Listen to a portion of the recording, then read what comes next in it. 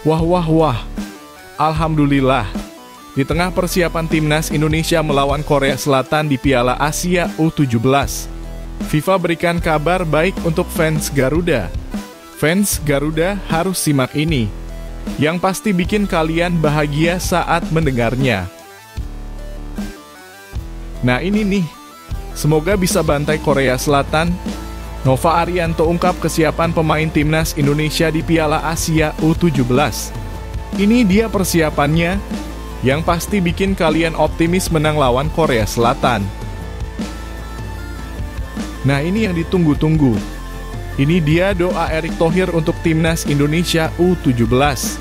Fans Garuda harus simak ini, yang pasti bikin kalian terharu saat mendengarnya. Nah ini yang ditunggu-tunggu. Info update terbaru timnas Indonesia lawan Belanda. Kira-kira diselenggarakan kapan ya? Yuk saksikan beritanya hingga selesai.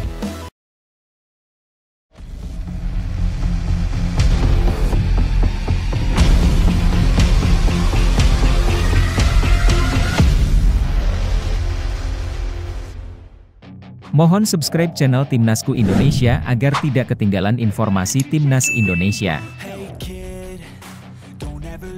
FIFA beri kabar baik Timnas Indonesia. Jelang Piala Asia U17 2025, FIFA memberikan kabar baik bagi Timnas Indonesia. Dalam pengumuman terbaru pada Kamis 3 April 2025, Indonesia mengalami lonjakan peringkat dalam daftar ranking FIFA. Timnas Garuda naik 4 peringkat ke posisi 123 dunia, pencapaian terbaik sejak 16 tahun terakhir.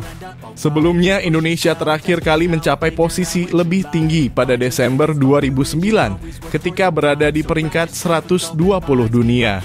Peningkatan peringkat ini menjadi bukti nyata bahwa sepak bola Indonesia terus mengalami perkembangan positif.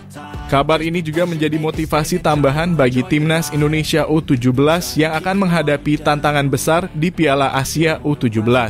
Salah satu laga yang paling dinantikan adalah pertemuan melawan Korea Selatan, tim kuat yang berada di peringkat 23 dunia menurut ranking FIFA terbaru. Kenaikan peringkat Timnas Indonesia bukan tanpa alasan. Garuda mendapatkan tambahan 9,51 poin setelah berhasil meraih kemenangan penting atas Bahrain dalam ajang kualifikasi Piala Dunia 2026.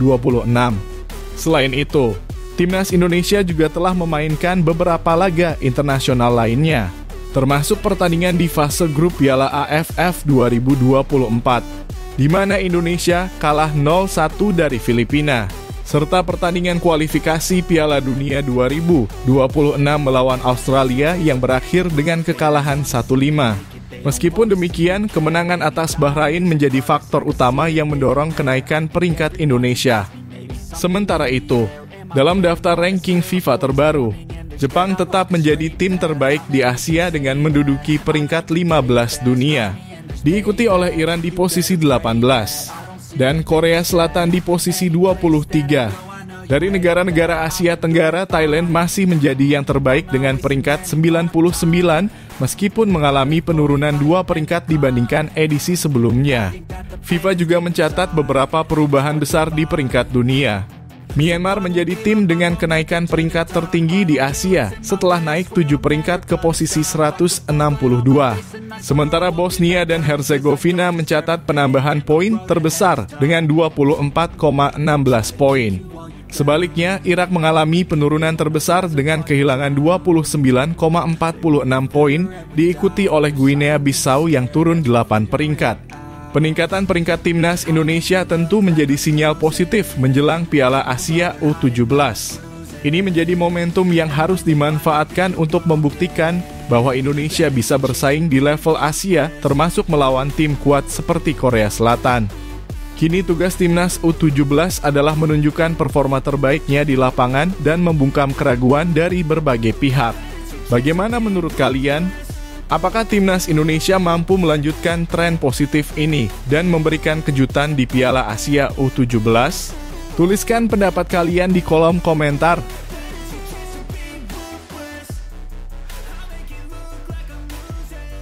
Nova Arianto ungkap kesiapan mental dan taktik Timnas Indonesia lawan Korea Selatan.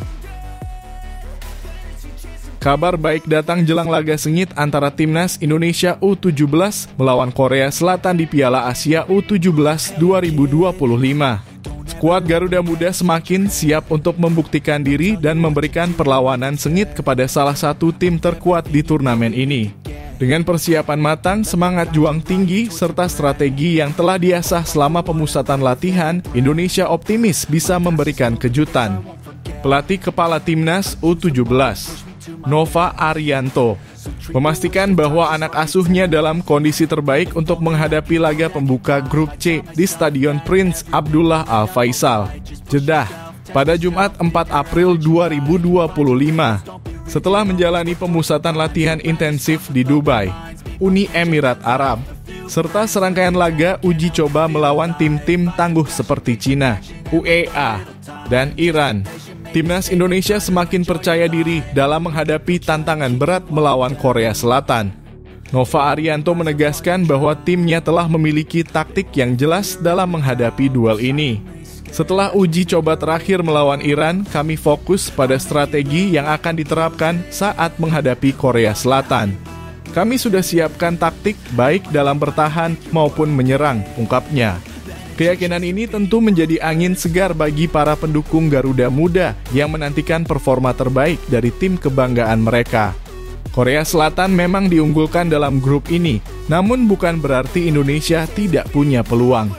Dengan persiapan mental dan fisik yang maksimal, Nova yakin anak asuhnya bisa tampil lepas dan memberikan perlawanan yang tidak akan dilupakan. Korea Selatan adalah lawan yang berat, tapi kami tidak gentar. Pemain sudah sangat siap secara mental, taktik, dan strategi, tambahnya. Optimisme tinggi juga datang dari para pemain yang sudah tidak sabar untuk bertarung di lapangan. Zahabi Gholi dan kawan-kawan bertekad menunjukkan permainan terbaik dan membawa pulang 3 poin pertama. Mereka tahu betul bahwa kemenangan atas Korea Selatan akan menjadi langkah awal yang sangat penting dalam mengamankan tiket ke babak selanjutnya. Perjalanan Timnas Indonesia di Grup C tidak berhenti di sini. Setelah menghadapi Korea Selatan, mereka akan bertemu dengan Yaman pada 7 April 2025 dan Afghanistan pada 10 April 2025. Target utama Garuda Muda adalah menembus fase gugur dan mengamankan tempat di Piala Dunia U17 2025. Dengan tekad yang kuat dan dukungan penuh dari seluruh rakyat Indonesia, misi ini bukanlah hal yang mustahil. Bagaimana menurut kalian? Apakah Timnas Indonesia mampu mengalahkan Korea Selatan dan membuat kejutan di Piala Asia U17? Tulis pendapat kalian di kolom komentar. Jangan lupa dukung terus Garuda Muda dengan doa dan semangat. Merah Putih pantang menyerah.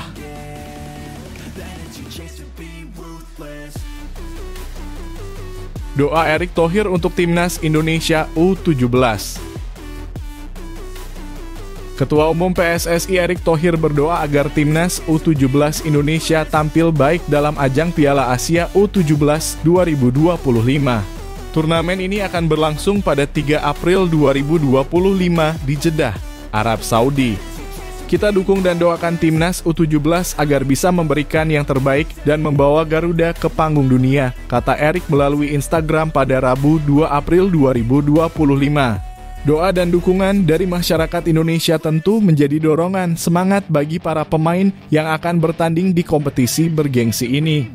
Erick menuturkan bahwa skuad asuhan Nova Arianto akan menghadapi tantangan besar di Grup C, di mana mereka harus bertemu dengan tim-tim kuat seperti Korea Selatan, Yaman, dan Afghanistan. Dua tim terbaik dari masing-masing grup akan lolos ke babak perempat final dan mendapat tiket ke Piala Dunia U17 2025, ucapnya. Hal ini tentu menjadi motivasi tambahan bagi para pemain untuk memberikan performa terbaik di setiap pertandingan. Dalam unggahan sebelumnya, Erick juga mengungkapkan bahwa para pemain Timnas U17 harus merayakan Hari Raya Idul Fitri di Arab Saudi jauh dari keluarga mereka. Ini menjadi salah satu pengorbanan besar demi mengharumkan nama Indonesia di kancah internasional. Semoga perjuangan ini tak sia-sia, kata Menteri Badan Usaha milik negara itu dengan penuh harapan. Josh Holong dan kawan-kawan akan memulai perjalanan mereka di Piala Asia U17 dengan menghadapi Korea Selatan pada Jumat 4 April 2025. Selanjutnya, mereka akan bertanding melawan Yaman pada Senin 7 April dan menutup fase grup dengan melawan Afghanistan pada 10 April. Semua laga ini akan dimainkan di Stadion Prince Abdullah Al Faisal yang menjadi saksi perjuangan Garuda Muda di turnamen ini. Tim asuhan Nova Arianto diharapkan mampu finish di peringkat 2 teratas grup, yang akan memastikan tiket ke babak perempat final dan sekaligus mengamankan tempat di Piala Dunia U17 2025 di Qatar. Dengan persiapan yang matang dan semangat juang yang tinggi, target ini bukanlah hal yang mustahil bagi Garuda Muda. Nova Arianto telah menetapkan 23 pemain akhir yang akan memperkuat timnas Indonesia U17 di Piala Asia U17 2025. Beberapa nama yang masuk dalam skuad adalah Iputu Panji Apriawan, Daniel Alfredo, Evandra Florasta, Muhammad Sahabi Gholi, dan Mathaurian Baker. Pemain-pemain ini telah menjalani persiapan panjang termasuk pemusatan latihan di luar negeri demi tampil maksimal di turnamen ini. Bagaimana menurut kalian? Apakah timnas Indonesia mampu melangkah jauh di Piala Asia U17 2025 dan mengamankan tiket ke Piala Dunia U17? Tulis pendapat kalian di kolom komentar dan dukung terus perjuangan Garuda Muda. Merah Putih pantang menyerah.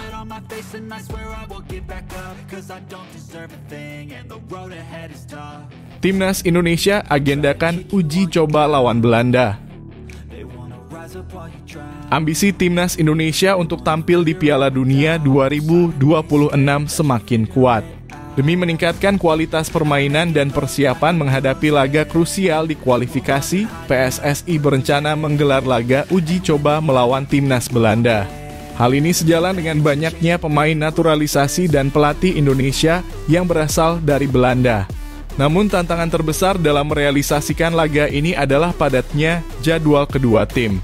Ketua Umum PSSI, Erick Thohir, telah mengunjungi kantor Federasi Sepak Bola Belanda KNVB di Zeist untuk membahas berbagai bentuk kerjasama, termasuk kemungkinan pertandingan uji coba antara timnas Indonesia dan Belanda.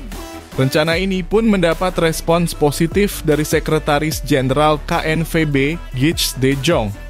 Pelatih kami Ronald Koeman juga sudah berbicara tentang ini. Dari sudut pandang olahraga, tentu ini adalah hal yang menarik, ujar Guits de Jong, dikutip dari Football International.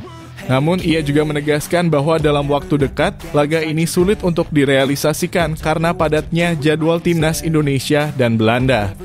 Saat ini, timnas Indonesia sedang berjuang di ronde 3 kualifikasi Piala Dunia Zona Asia.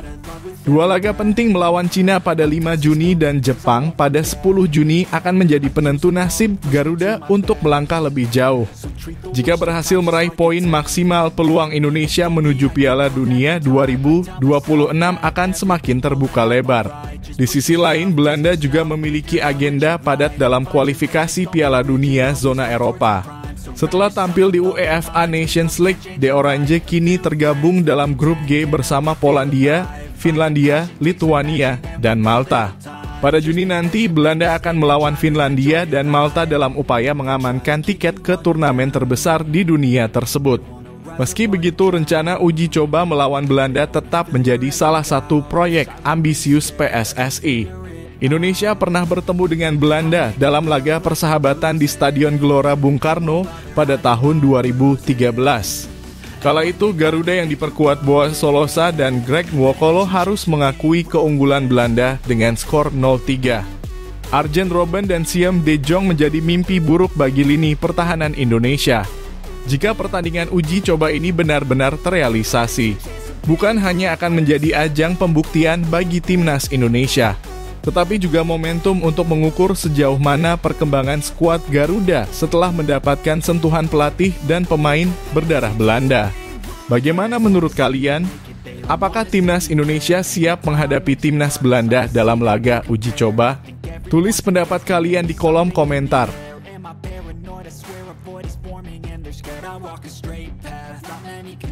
Vietnam meremehkan timnas Indonesia di Piala Asia U17. Jelang Piala Asia U17 2025, media Vietnam, Soha.vn, melontarkan komentar yang meremehkan timnas Indonesia U17. Mereka menilai tanpa adanya pemain naturalisasi, skuad Garuda Muda akan kesulitan bersaing di ajang tersebut. Bahkan mereka menyebut bahwa secara fisik dan postur tubuh Timnas Indonesia U17 berada di bawah Timnas Vietnam U17. Menurut laporan Soha.fen, rata-rata tinggi badan pemain Timnas Indonesia U17 hanya 173,1 cm yang merupakan salah satu yang terendah di turnamen ini. Sementara itu Vietnam U17 memiliki rata-rata tinggi badan 174,8 cm dan Thailand U17 mencapai 176,8 cm. Media Vietnam tersebut menilai bahwa ketiadaan pemain naturalisasi membuat Indonesia kekurangan keunggulan fisik yang penting untuk bersaing di level Asia. Ketiadaan pemain naturalisasi membuat Timnas Indonesia U17 berada di bawah Vietnam dalam aspek fisik, tulis Soha.fen. Mereka juga menyoroti bahwa dalam Timnas Indonesia Senior, keberadaan pemain naturalisasi membantu meningkatkan rata-rata tinggi badan hingga 182,5 cm yang bahkan lebih tinggi dari Bahrain. Namun, apakah benar postur tubuh menjadi satu-satunya faktor penentu keberhasilan tim di Piala Asia U17 2025? Faktanya, sepak bola bukan hanya soal tinggi badan. Timnas Indonesia U17 telah menjalani persiapan panjang dan memiliki sederet pemain berbakat yang siap membuktikan diri di ajang ini. Skuad asuhan Nova Arianto akan menghadapi tantangan berat di grup C bersama Korea Selatan, Afghanistan, dan Yaman, namun mereka tidak akan menyerah begitu saja. Komentar meremehkan dari Vietnam ini seharusnya menjadi motivasi tambahan bagi Timnas Indonesia U17 untuk membuktikan bahwa mereka lebih dari sekadar statistik di atas kertas. Sejarah mencatat bahwa banyak tim dengan postur tubuh yang tidak terlalu tinggi tetap mampu bersaing dan memenangkan kompetisi bergengsi karena mengandalkan teknik, kerjasama tim, serta strategi yang matang. Dalam pertandingan sepak bola, mentalitas dan semangat juang menjadi faktor krusial yang bisa menentukan hasil akhir. Jika Timnas Indonesia U17 mampu menunjukkan permainan yang solid, disiplin, dan penuh determinasi, bukan tidak mungkin mereka akan memberikan kejutan di Piala Asia U17 2025. Kini saatnya para pemain muda Garuda membuktikan bahwa mereka layak diperhitungkan dan tidak bisa diremehkan oleh siapapun. Bagaimana menurut kalian? Apakah Timnas Indonesia U17 mampu membungkam kritik dari media Vietnam dan menunjukkan performa terbaiknya? Tuliskan pendapat kalian di kolom komentar.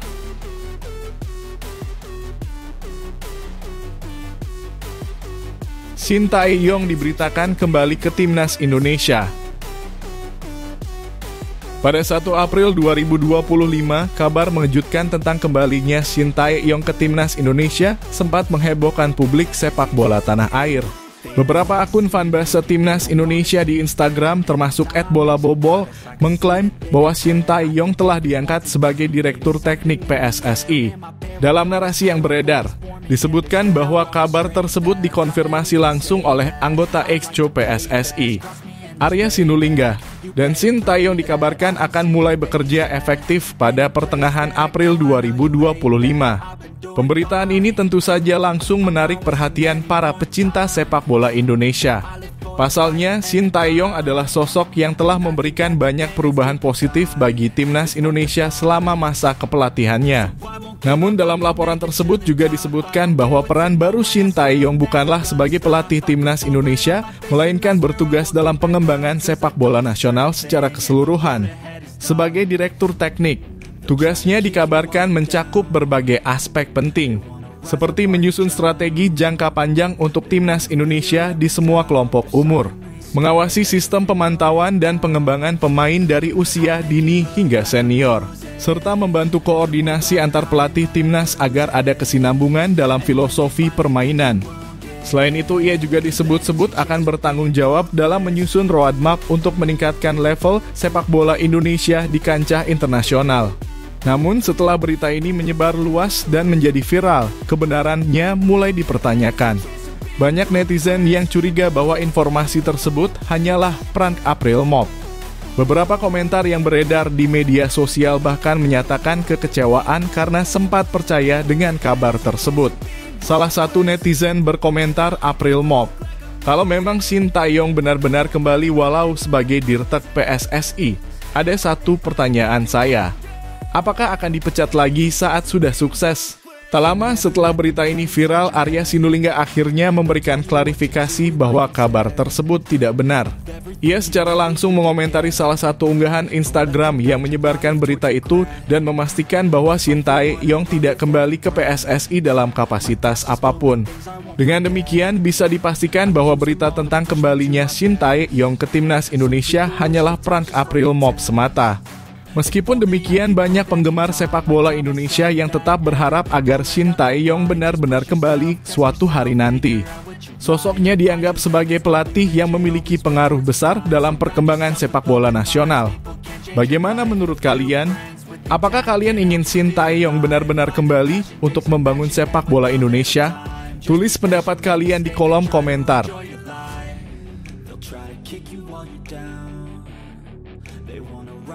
Cina siap ngamuk hadapi timnas Indonesia di laga penentu kualifikasi Piala Dunia. Timnas Indonesia akan menghadapi laga krusial dalam putaran ketiga kualifikasi Piala Dunia 2026 zona Asia.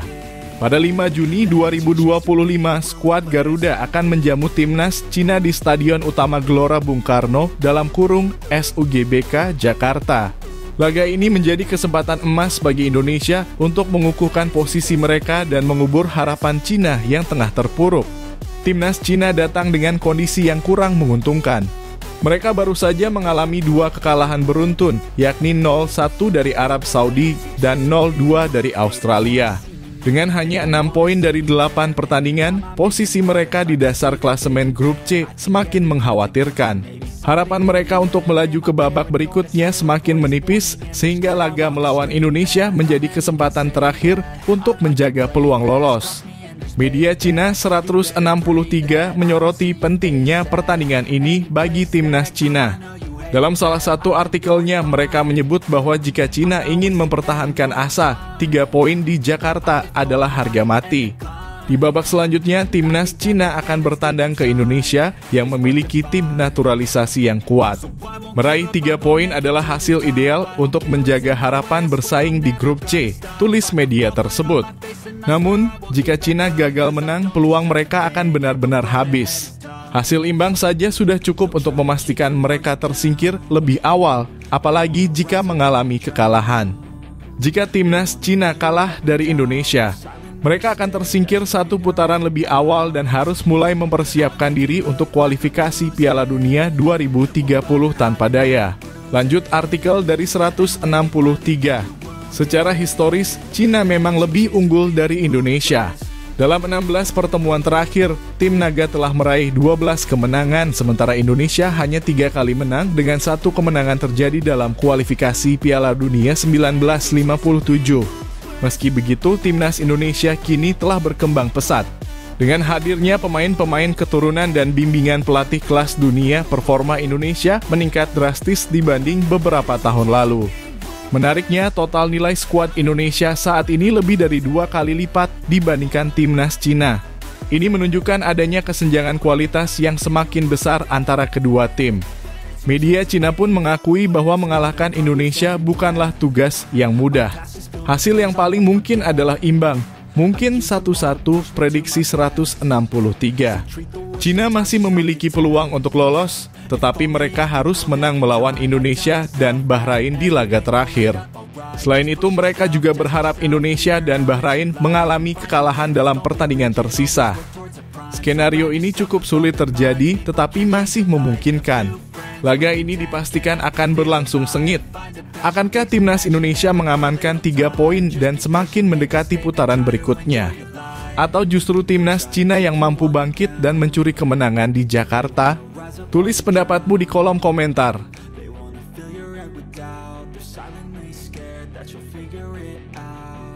Anak pemain legendaris timnas Belanda jadi bidikan PSSI. Ambisi PSSI untuk menaturalisasi pemain keturunan sepertinya tak henti-henti. Kali ini anak dari legenda sepak bola Belanda, Rafael van der Vaart, menjadi salah satu bidikan utama PSSI dalam upaya memperkuat timnas Indonesia. Seperti yang sudah diketahui, Persatuan Sepak Bola Seluruh Indonesia (PSSI) terus mencari pemain keturunan yang bisa menjalani proses naturalisasi demi meningkatkan kualitas timnas Indonesia. Langkah ini dilakukan agar skuad Garuda dapat bersaing di level Asia dan berpeluang tampil di Piala Dunia. Menariknya, klub raksasa Eredivisie Ajax Amsterdam menjadi tempat bernaung bagi beberapa pemain keturunan Indonesia yang memiliki potensi besar untuk membela timnas. Salah satu nama yang mencuri perhatian adalah anak dari Rafael van der Vaart yang disebut memiliki garis keturunan Indonesia dari keluarganya.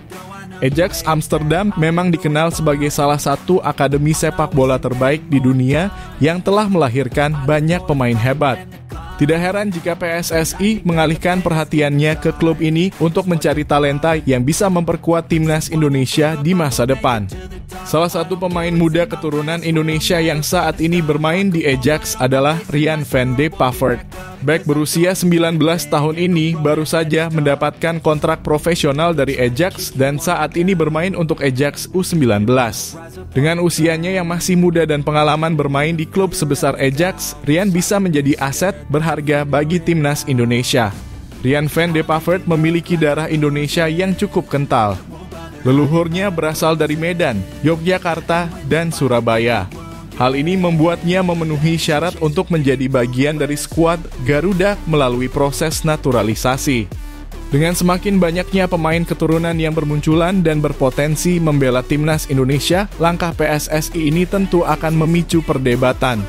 Apakah langkah naturalisasi ini menjadi solusi terbaik untuk meningkatkan performa timnas? Ataukah sebaiknya PSSI lebih fokus membina talenta lokal?